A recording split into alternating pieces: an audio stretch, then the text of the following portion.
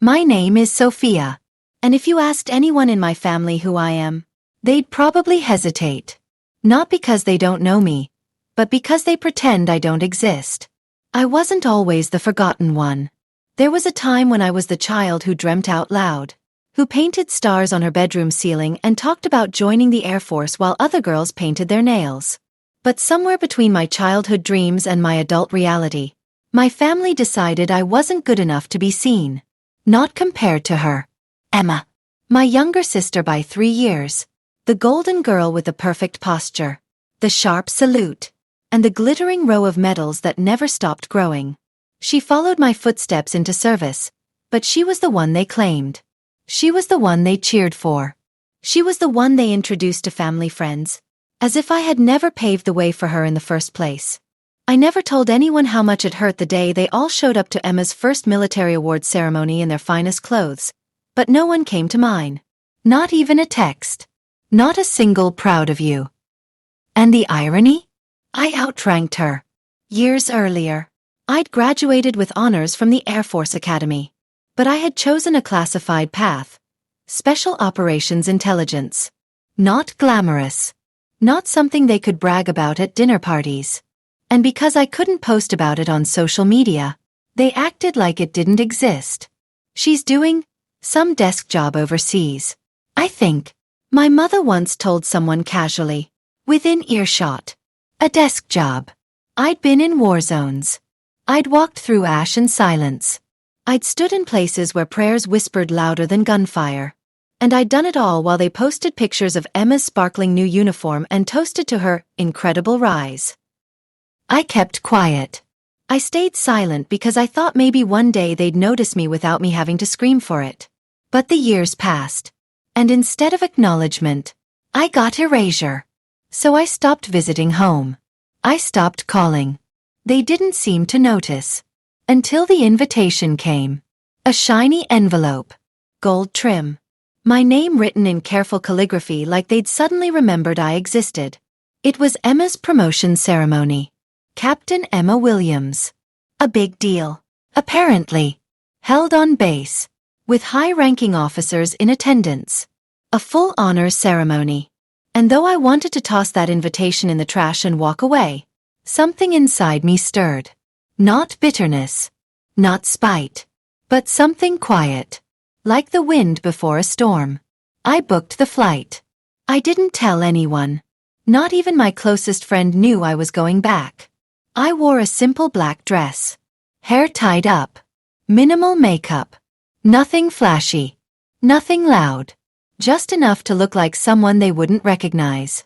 And when I walked into that grand auditorium on the day of Emma's promotion, no one noticed me. Not even my own father. He walked right past me. My mother too, clutching a bouquet of flowers too big for her frail hands, beaming with pride. I sat near the back. Alone. They had reserved seats for family, but not one was labeled with my name. Of course. I didn't mind. I'd gotten used to being invisible in a room full of people who were supposed to love me. The ceremony began. The Air Force anthem played softly in the background. Voices echoed. Medals were pinned. Then came the introductions. Her accomplishments were read out loud. Flawless training records. Commendations. Rapid promotions. She looked beautiful. Sharp. Every inch the perfect soldier. And when her commanding officer, Colonel Stevens, took the stage, I leaned forward. His words were warm. Proud. Then, as he scanned the crowd while speaking, his eyes fell on me. And something changed. His voice faltered for just a second. He blinked. Tilted his head. Then continued as if nothing happened. But I knew that look. The look of someone who recognizes something they weren't expecting. 10 minutes later. The ceremony ended. Applause filled the room. Everyone stood. And I remained seated. Until a soft voice spoke beside me. Ma'am. Excuse me. Are you Sophia? I turned. It was him. Colonel Stevens. In full dress uniform. Standing with a look of awe that felt too intimate for a stranger. Yes, I said. Quietly. He paused. Then leaned in and whispered. Wait. You're that Sophia? The room behind him buzzed with joy. Emma laughed near the stage. My mother kissed her cheek. My father took photos. But right there, in that moment, everything stopped. Because his voice carried more than surprise. It carried reverence.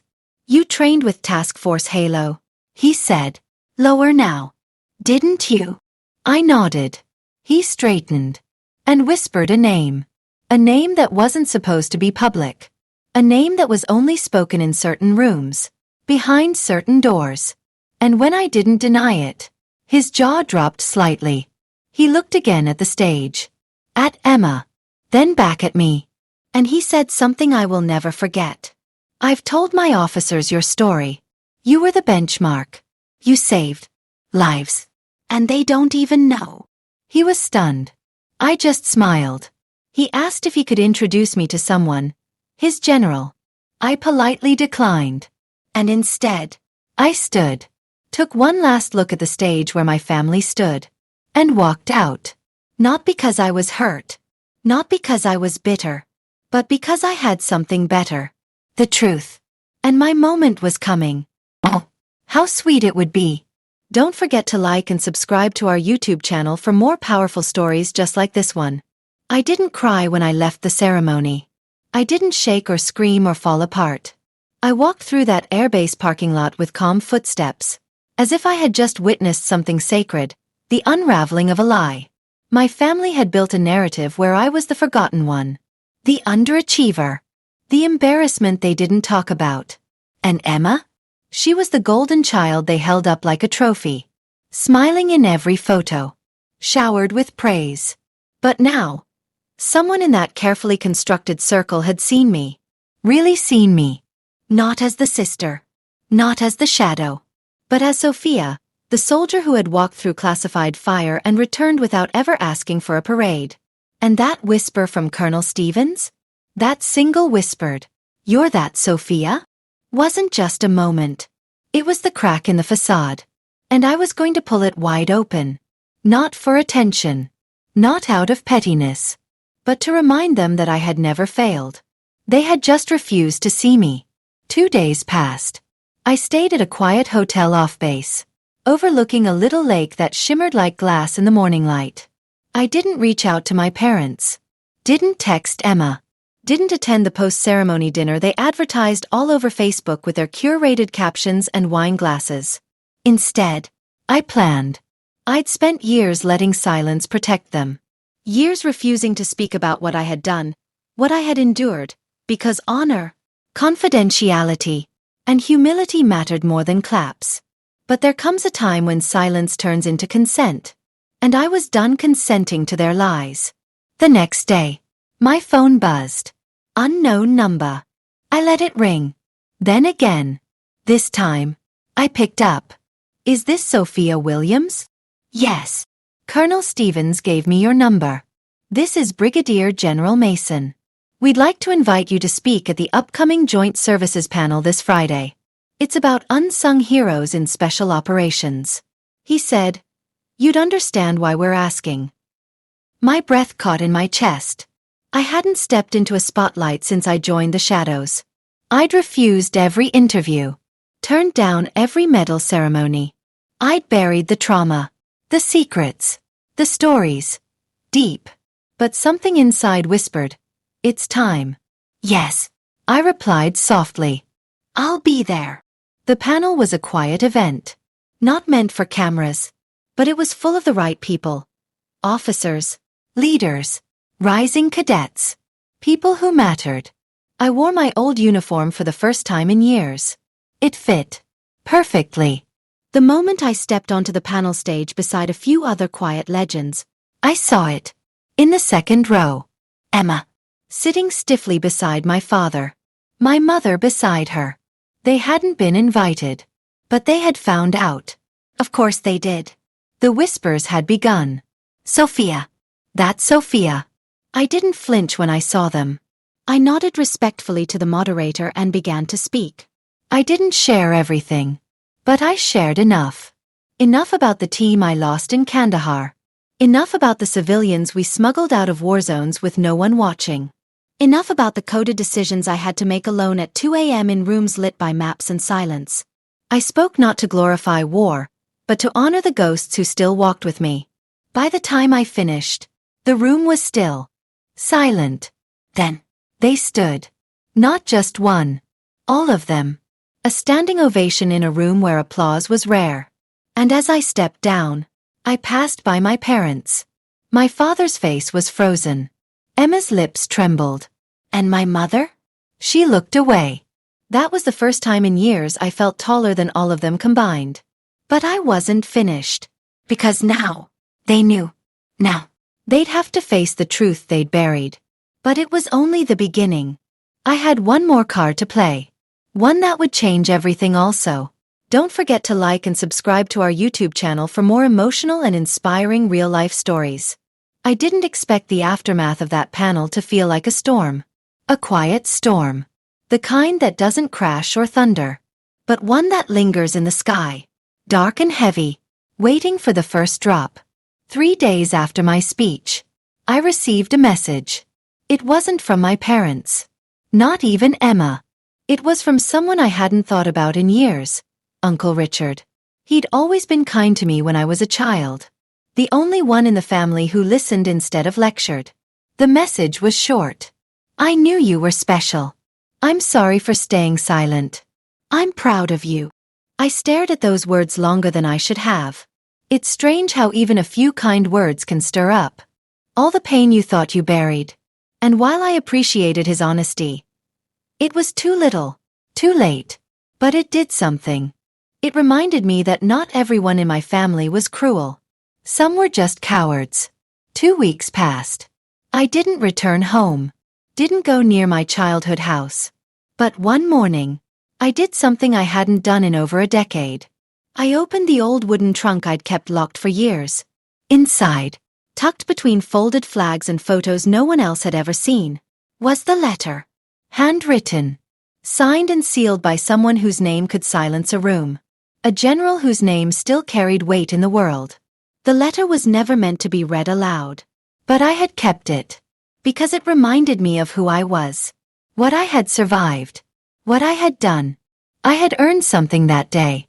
Something no one in my family could ever fake or buy or post about online. And now, it was time they saw it. I printed copies. One for each of them. My father. My mother. And yes, even Emma. No explanation. Just the letter. I slipped them into envelopes and mailed them with no return address. Then I waited. 3 days later, I got a call. Blocked number. I let it go to voicemail. It was my father's voice. Shaky. Like I'd never heard it before. Sophia.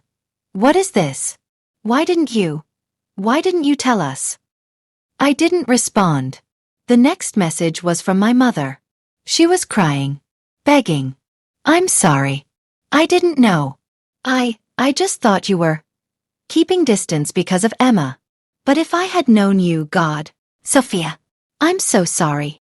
It was the first time I ever heard her sound small. And then came Emma's message. Unlike the others, hers was raw. I read it 5 times. She said, I don't know how to face you. I don't know how to be your sister now. I thought I was standing on my own. But all this time, I was standing on a path you carved. I'm sorry. I should have known. I should have asked. That one made me sit down. Because even if the others didn't mean it, Emma's voice was real. And that meant something. But I wasn't seeking apologies. I wasn't doing this for their guilt.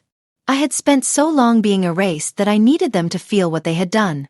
I needed them to sit with the truth. Not to fix the past, but to learn from it. Still, one more step remained. A final chapter to this slow-burning payback. And it would take place exactly where it all began. At home. We're building to the heart of the revenge now. Everything Sophia endured is about to echo through the very home that tried to erase her. And when she walks in, they won't be ready. It arrived like an unexpected storm. A neatly written card tucked into my hotel mailbox. I hadn't told anyone where I was staying, but they had found me. On the front of the envelope, in careful script, was my name, Sophia. Inside, a dinner invitation. Come home. It read, "We want to honor you properly. A private family gathering. Just us. Please." There was no signature, but I recognized the handwriting. My father's. It felt surreal. The man who used to cut me off at dinner conversations, who'd brag about Emma's academic awards while barely remembering I'd earned a master's degree during my deployment. He was now inviting me home. To honor me. I held the card for a long time, unsure whether to laugh, tear it in two, or set it on fire.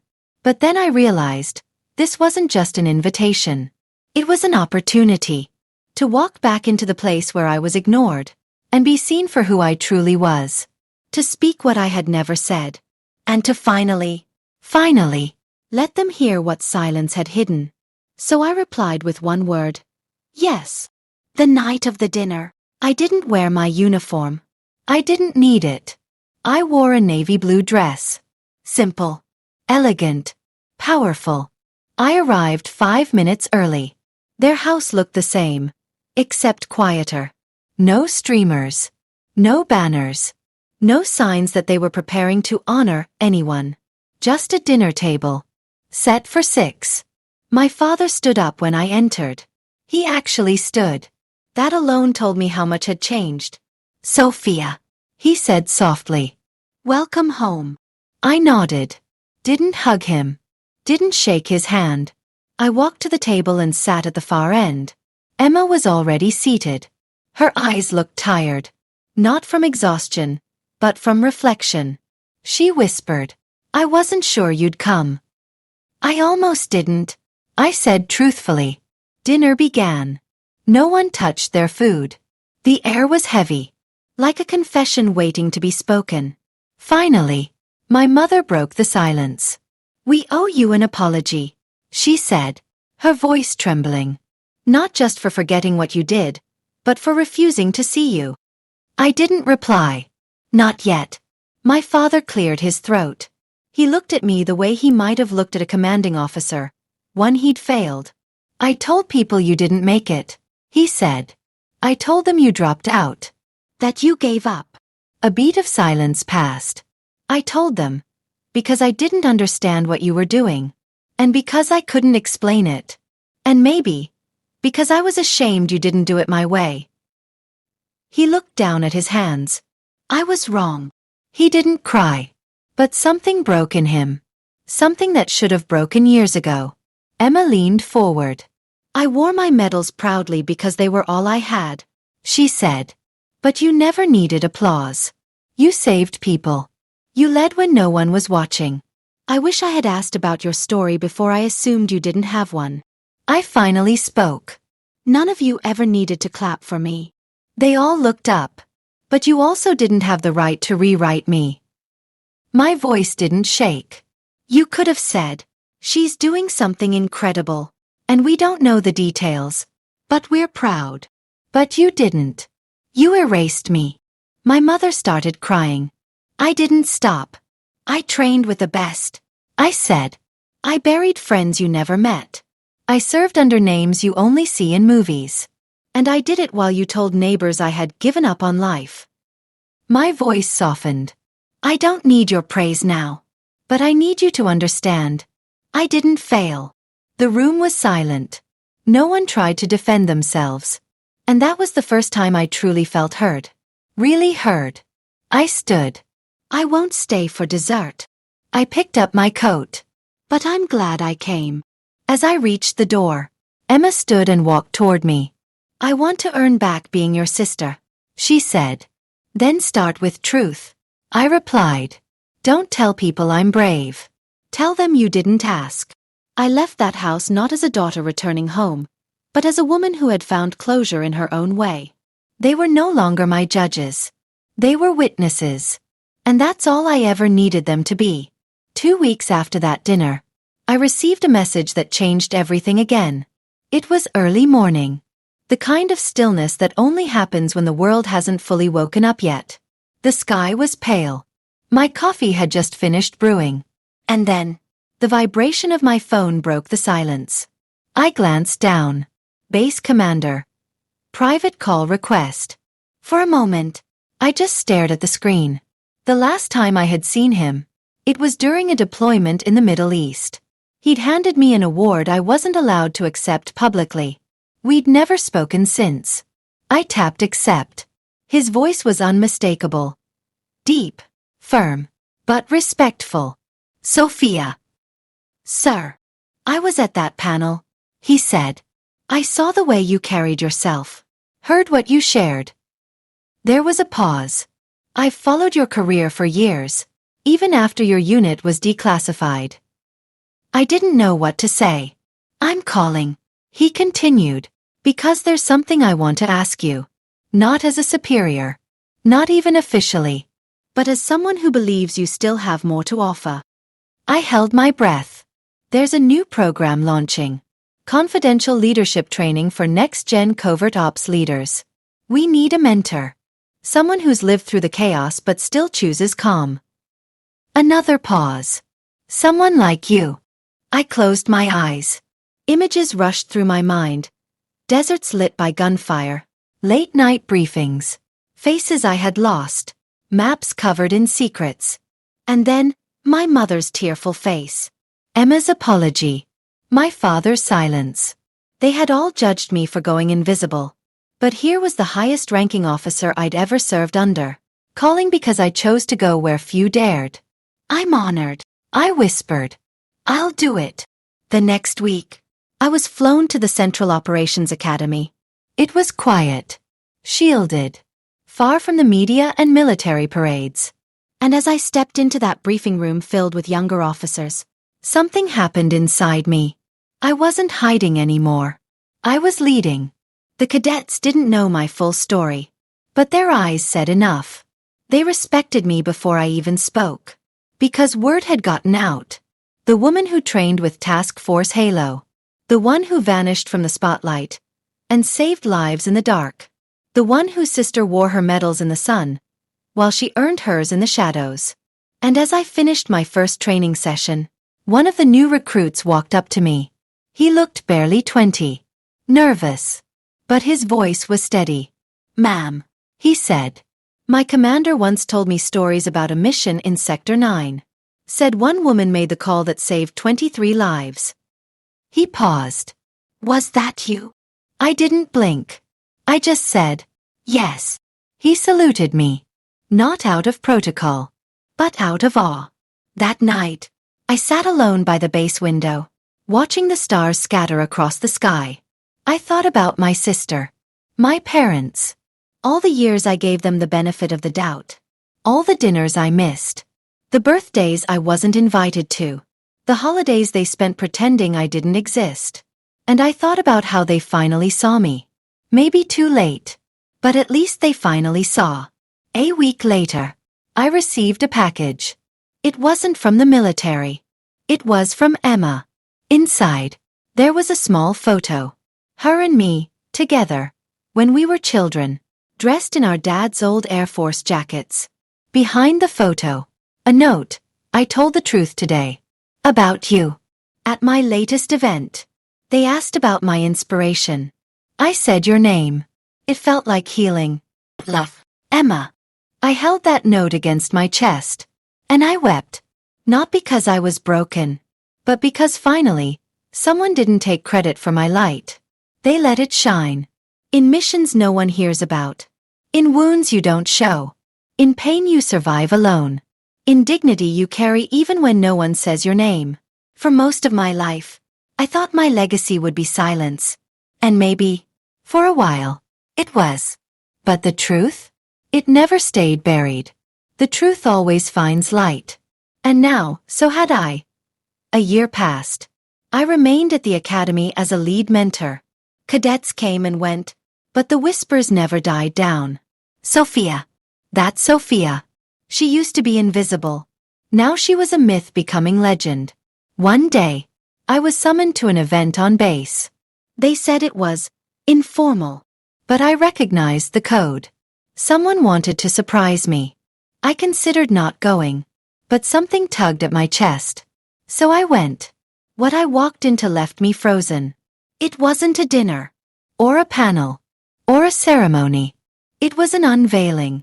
The room was filled with faces from my past. Commanders, generals, my old unit. And in the center, under a white silk cover, stood a statue. Not large, not dramatic, but strong. A woman, in uniform, looking forward. Come. Eyes steady. Underneath it, a plaque. Captain Sophia Williams. The Quiet Shield. She moved in silence so others could live in peace. I stepped back. My hand trembled. Because after all these years, someone remembered. Not for clout. Not for credit. But for truth. Emma was there. She stood at the side of the room, not trying to take the spotlight. She nodded at me with soft eyes. I nodded back. And behind her, my father, holding a photo. Me. As a cadet. A photo I didn't even know existed. He didn't speak. But he looked at me with something I had never seen before. Pride. Real pride. Not the kind built on expectation, but the kind that comes from understanding what you nearly lost. Later that evening, I was approached by a young cadet. She was barely 21. Brown eyes. Confident, but a little shaken. She said, "My dad always told me stories about heroes. But I never believed any of them until today." I smiled. "What changed your mind?" She looked at the statue. At least this one didn't need to shout to be heard. I don't remember the last time someone said something so simple and made me cry. That night, back in my quarters, I received one final letter. No stamp. Just slipped under my door. From my mother. The same woman who once pretended I had dropped out. Who lied to save face. Who erased me from every conversation. Her handwriting was shaky, but the words were firm. "My dearest Sophia, I used to say Emma was the daughter I bragged about. But truthfully, you were the daughter I feared. I feared how much strength you carried. I feared how little I knew about your life. I feared admitting I failed you. I see it now. And I'll never stop saying your name again. Not because you need me to, but because I need to. I love you, Mom." I folded the letter slowly. And I smiled. Because my revenge? It wasn't explosive. It wasn't some dramatic public downfall. It was this. Being underestimated. Being erased. Then rising in a way that couldn't be ignored. Not to destroy them, but to awaken them. To make them feel what I had lived with. And to stand tall in a truth they could never again deny. That was my justice.